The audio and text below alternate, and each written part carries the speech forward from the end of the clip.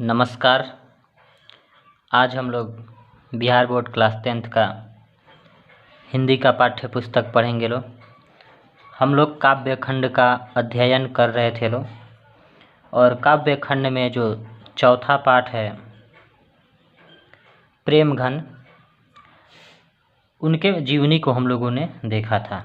यानी कि जो चौथा पाठ है जिसके लेखक प्रेम घन हैं, तो लेखक प्रेम घन जी के बारे में हम लोगों ने अध्ययन किया था, उनके जीवनी के बारे में जाना था।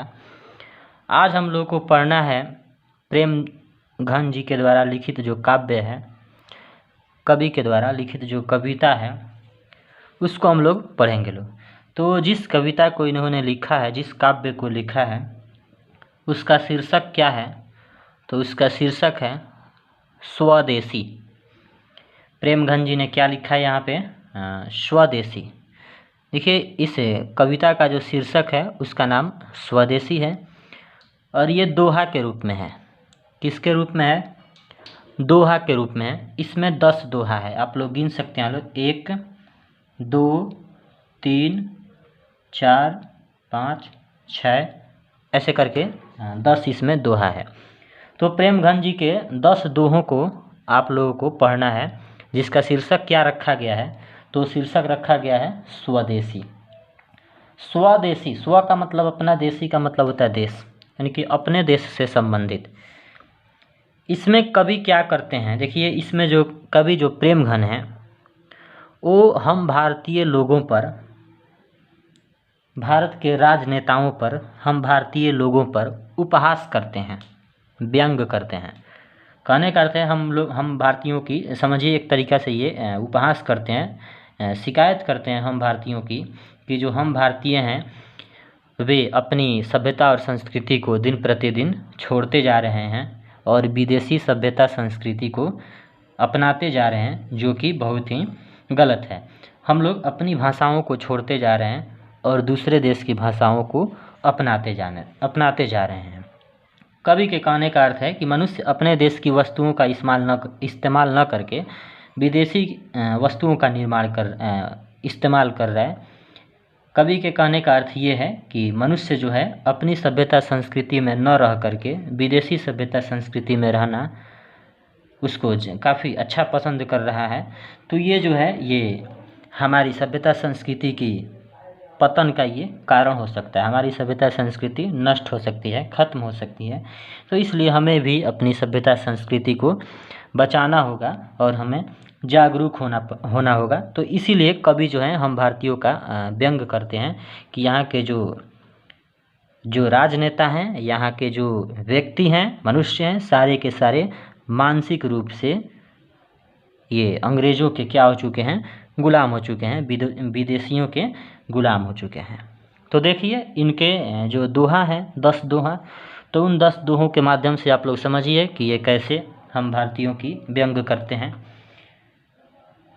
इनका जो जन्म है वो 1855 ईस्वी में हुआ था। समझिए, 1855 ईस्वी में हमारे देश में विदेशी वस्तुओं का, विदेशी लोगों का बोलबाला बहुत ही कम था। फिर भी उस समय उन्होंने कविता लिखा। आज तो विदेशी का बहुत ही अधिक बोलबाला है। आज तो मार्केट में जाने पर कोई भी वस्तु मिल रहा है तो विदेशी वस्तु ही मिल रहा है। लोग जो अपने पोशाक को पहन रहे हैं, जो कपड़े पहन रहे हैं, वो भी सारे विदेशियों के स्टाइल में ही पहन रहे हैं। तो आज तो और भी अधिक हो गया है। इनके काव्य को हम लोग पढ़ते हैं। लोग कह रहे हैं, सबई विदेशी वस्तु नर, गति रति रीत लखात, भारतीयता कछु न अब भारत में दरसात। इस किताब में बहुत ही फीका है जो टाइपिंग है, इसको आप लोग अपने किताब में देख सकते हैं। भारतीयता कछु न अब भारत में दरसात।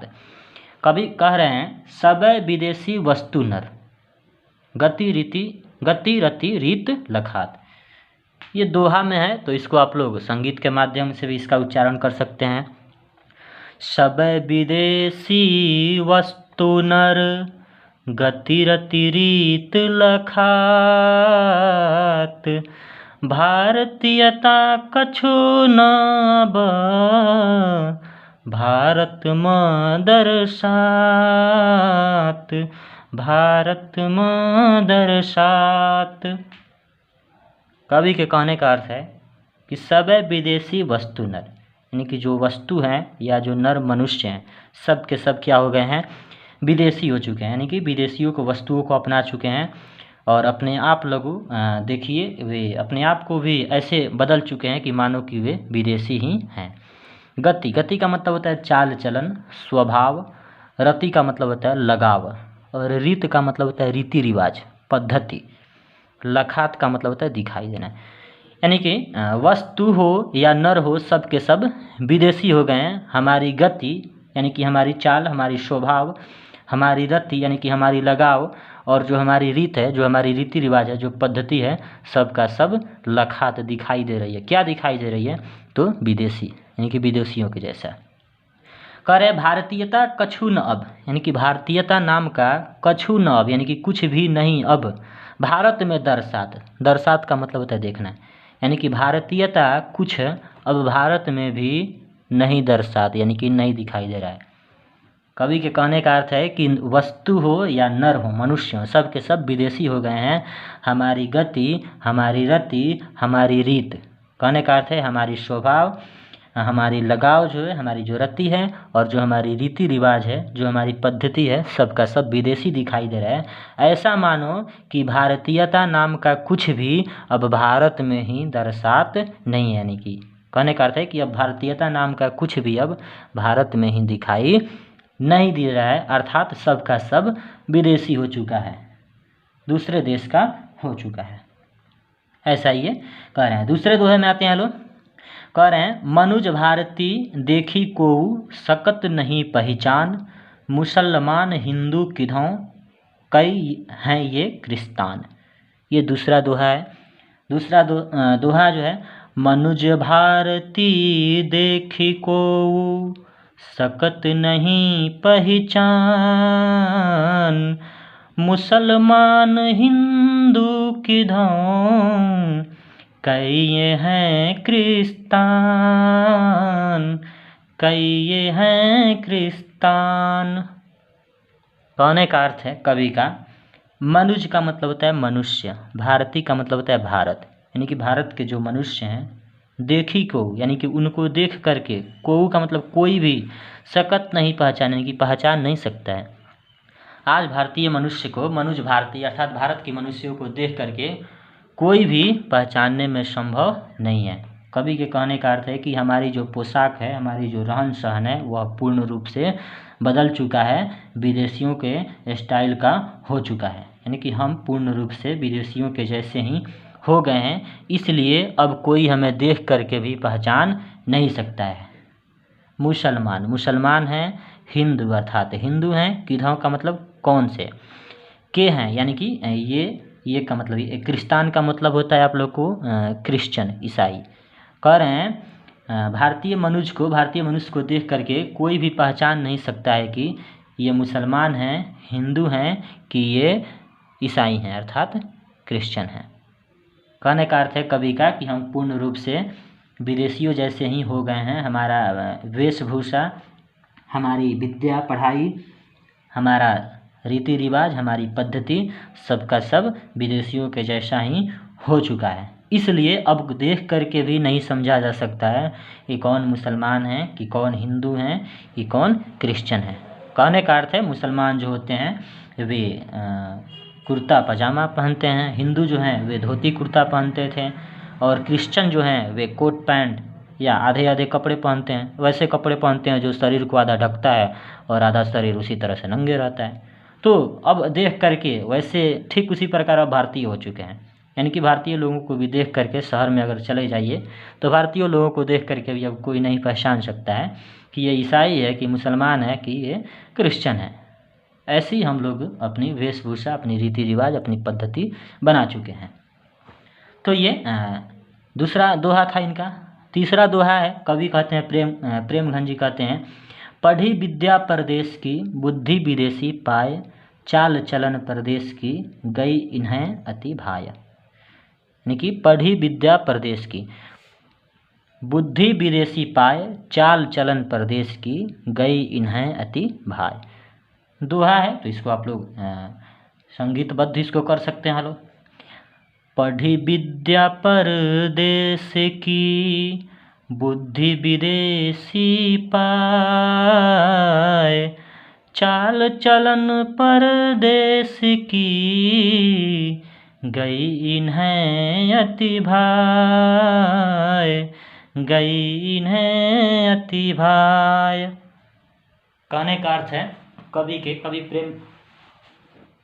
प्रेमघन जी के कहने का अर्थ है कि पढ़ी विद्या परदेश की, यानी कि अभी ये जो विद्या अध्ययन कर रहे हैं, समझो वो परदेश की। परदेशी विद्या का मतलब है अंग्रेजी से, यानी कि हम जो विद्या अध्ययन कर रहे हैं वो इंग्लिश का ही अध्ययन कर रहे हैं, अंग्रेजी का।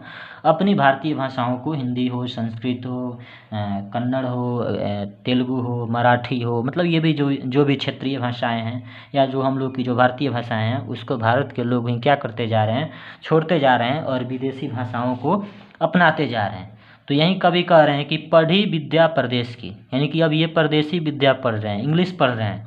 बुद्धि विदेशी पाए, और इनकी बुद्धि भी विदेशी पाए, विदेशी जैसी होती जा रही है। विद्या प्रदेश की पढ़ रहे हैं, इसीलिए इनकी बुद्धि भी विदेशी हो गई है। चाल चलन प्रदेश की, यानी कि जो चाल चलन जो है प्रदेश की, गई इन्हें अति भाए। परदेश का मतलब होता है दूसरा देश, यानी कि दूसरे देश की चाल चलन गई इन्हें अति भाए, बहुत ही भा गया है, अच्छा लगने लगा है। ये विदेश की विद्या पढ़ रहे हैं, अंग्रेजी पढ़ रहे हैं, और बुद्धि भी इनकी विदेशियों जैसी हो गई है, और चाल चलन है ये भी परदेश की इन्हें अति भा रहा है, बहुत ही अच्छा लग रहा है। विदेशियों की चाल चलन है क्या कर गया है, भा गया है, अच्छा लगने लगा है। कवि के कहने का अर्थ है कि जो हमारी भारतीय सभ्यता संस्कृति है वह शुरू से ही महान है। हम लोग को भारतीय सभ्यता संस्कृति में कोई भी लोग अपने से बड़े लोगों को दोनों पैरों को छू करके नमस्कार करते हैं, अभिवादन करते हैं, या सब कोई एक दूसरे का मान सम्मान करता है। सब लोग अच्छे परिवहन में रहते हैं, अच्छे पोशाक में रहते हैं। लेकिन अगर आप लोग विदेशों में जाइएगा तो देखिएगा वहाँ पे कोई भी छोटा बड़ा किसी को भी आदर नहीं करता है। बेटा जो है वह पिता के सामने ही सारी दुनिया का सारा कुकर्म करता है, और बाप भी बेटा के सामने मानो सारा का सारा कुकर्म करता है। कहने का अर्थ है कि उन लोगों के पास कोई भी संस्कार नाम की कोई भी चीज़ नहीं होती है, और वहीं धीरे धीरे हम लोग भी आज अपने अंदर अपनाते जा रहे हैं। तो इसीलिए कवि जो हैं वे खेद जताते हैं कि कहीं हम भी उन्हीं विदेशियों जैसे बदतमीज न हो जाएं। चौथा जो इनका दोहा है, ठटे विदेशी ठाट सब, बन्यो देश विदेश, सपने हूँ जिनमें न कहूँ भारतीयता लेस। ठटे विदेशी ठाट सब, ठटे विदेशी ठाट सब, बन्यो देश विदेश, सपने हूँ जिनमें न कहूँ भारतीयता लेस, भारतीयता लेस। कवि अपने जो चौथे जो दोहा है, चौथे दोहों के माध्यम से कहते हैं, ठटे विदेशी ठाट सब। ठाट का मतलब होता है ठाट बाट, बोल बाला सब, यानी कि हम लोगों का बोल बाला जो है, हम लोगों का जो ठाट बाट है, सब का सब क्या हो गया है, विदेशी हो गया है। बन्यो देश विदेश, और ऐसा लग रहा है जैसे देश भी हम लोग का क्या हो गया है, विदेश। बन्यो अर्थात बन गया है। सपने हूँ जिनमें न कहूँ, यानी कि सपने में भी नहीं कह सकता हूँ जिसको भारतीयता लेस, यानी कि लेस मात्र भी भारतीयता अब नहीं बचा है, थोड़ा सा भी भारतीयता अब दिखाई नहीं दे रहा है। कह रहे हैं सपने में भी नहीं कह सकता हूँ कि अब लेस मात्र भी भारतीयता है। तो इस चौथे दोहे का अर्थ क्या हो जाएगा, हमारी ठाट बाट, हमारी बोलबाला जो भी थी सबका सब विदेशी हो गया है, और ऐसा मानो जैसे लग रहा है कि देश भी विदेश बन गया है। सपने में भी नहीं कह सकता हूँ कि अब भारतीयता लेस मात्र भी बची है, यानी कि पूर्ण रूप से लोग यहाँ के विदेशी हो चुके हैं। पांचवा श्लोक देखते हैं, पांचवा दोहा देखते हैं यहाँ पे। बोली सकत हिंदी नहीं, अब मिली हिंदू लोग, अंग्रेजी भाखन करत अंग्रेजी उपभोग। ये जो आप लोग को पांचवा जो दोहा है, बोली सकत हिंदी नहीं, अब मिली हिंदू लोग, अंग्रेजी भाखन करत, अंग्रेजी उपभोग, अंग्रेजी उपभोग। तो जो कवि हैं अपने पांचवें दोहे के माध्यम से लोगों को क्या अवगत कराना चाहते हैं, क्या बोलना चाहते हैं, वे कह रहे हैं बोली सकत हिंदी नहीं, यानी कि वैसे लोग जो हिंदी भी नहीं बोली अर्थात बोल सकते हैं, अब मिली हिंदू लोग, यानी कि अब वैसे हिंदू लोग भी नहीं मिल रहे हैं। कहने का अर्थ है, कवि कह रहे हैं कि अब वैसे हिंदू भी नहीं दिखाई दे रहे हैं, अब वैसे हिंदू लोग भी नहीं मिल रहे हैं जो हिंदी को बोली सकत अर्थात बोल सके। कवि के कहने का अर्थ है कि अब ऐसे हिंदू भी नहीं दिखाई दे रहे हैं जो शुद्ध शुद्ध हिंदी को क्या कर सके, बोल सके। यानी कि ये हिंदी भी बोलते हैं तो बीच बीच में अंग्रेजी के शब्दों का ही इस्तेमाल करते हैं, विदेशी शब्दों का ही इस्तेमाल करते हैं। शुद्ध रूप से ये हिंदी भी अब नहीं बन सकते हैं, यानी कि भाषा की दृष्टि से भी ये विदेशियों को गुलाम हो चुके हैं। तो कह रहे हैं कि जो हिंदी नहीं बोल सकते हैं ऐसे हिंदू लोग भी अब क्या हैं, मुमकिन नहीं है, संभव नहीं है जो शुद्ध शुद्ध हिंदी को क्या कर सके, बोल सके। अंग्रेजी भाखन करत, यानी कि भाखन का मतलब होता है भाषण, उपभोग का मतलब होता है खाना, उपभोग करना। कह रहे हैं अंग्रेजी भाखन करत, अब ये अंग्रेजी ही भाखन करते हैं, दिन रात अंग्रेजी ही छांटते रहते हैं, इंग्लिश ही छांटते रहते हैं, अंग्रेजी ही बोलते हैं, अंग्रेजी उपभोग, और मानो ऐसा कि जैसे अंग्रेजी ही खा रहे हों और अंग्रेजी ही ये बोल रहे हैं, भाषण कर रहे हैं। यानी कि इनके कहने का अर्थ है कि भारतीय जो हैं वे अपनी भाषाओं को भी अब भूल चुके हैं। तो अब वैसे हिंदू भी नहीं है जो हिंदी को सही सही बोल सके, लिख सके, मानो ऐसे जैसे अंग्रेजी का ही भाखन कर रहे हों, भाषण दे रहे हों और अंग्रेजी का ही उपभोग कर रहे हों। तो इस वीडियो को यहीं पे अंत किया जा रहा है। 5 दोहों को हम लोगों ने अध्ययन किया और जो 5 दोहा है उसको अगले वीडियो में देखा जाएगा।